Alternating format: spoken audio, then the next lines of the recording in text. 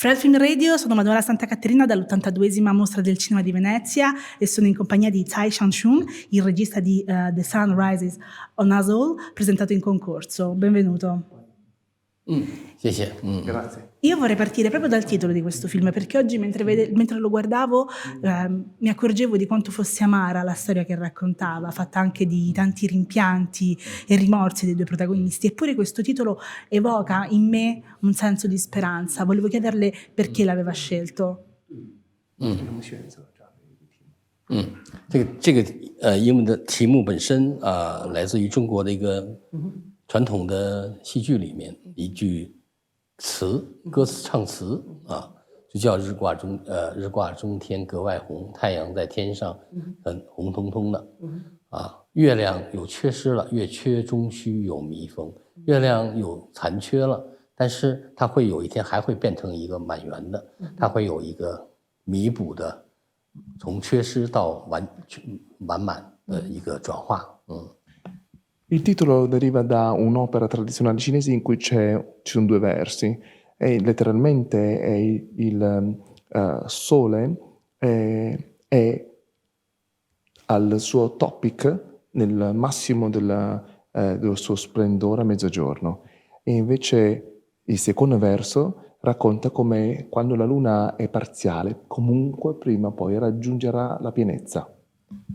所以呢，就是即使我们有缺失、有遗憾、有痛苦，但是像大自然一样，像月亮一样，它从缺失还终会一点点的变成一个圆满，得到一个好的结果也可。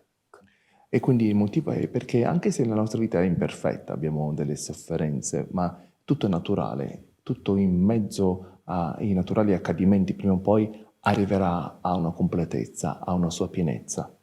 当然，第二个原因是在圣经里有一句话，就是说，the sun rises on the evil and on the good man。Questa è una frase che lui ha citato, 圣经里的是吧 della Bibbia, ok? Che invece il sole risplende sul cattivo, ma anche sulle persone buone. 所以我觉得像阳光，它是没有善恶之分，不选择，不会去区分善和恶的它都普在照耀着每一个人。E quindi per me il titolo è stato scelto perché il sole non ha differenza tra bontà o cattiveria, splende su tutti. Le volevo fare un'ultimissima domanda su un particolare. Lei sceglie per la protagonista femminile il lavoro in un negozio d'abbigliamento, utilizza i social per vendere e si presenta in una fabbrica dismessa, ormai abbandonata, dove però prima c'erano delle persone che lavoravano per realizzare abiti in serie. Volevo chiederle se era anche da parte sua la volontà di raccontare quanto la fast fashion e i social siano diventati la norma e abbiano anche una connotazione, se vuole, negativa ormai, no? Fanno anche loro parte di un inquinamento del mondo. 是的，在这个今天这么样一个互联网迅疾的时代在一些传统的工业面临的一个变革，面临着一种变化，生存和变化，所以我在想美云这样的一个职业的时候，它确实是面临的它现实的它的工作的一个艰难的一个变化，就是传统的我们比如手工业也好，手工的制衣的也好，机械的也好，原来传统的店面的销售也好，但是确实在面临着一种直播环境的改变所以他的工作方式也要跟着这样的一个，他试图在改变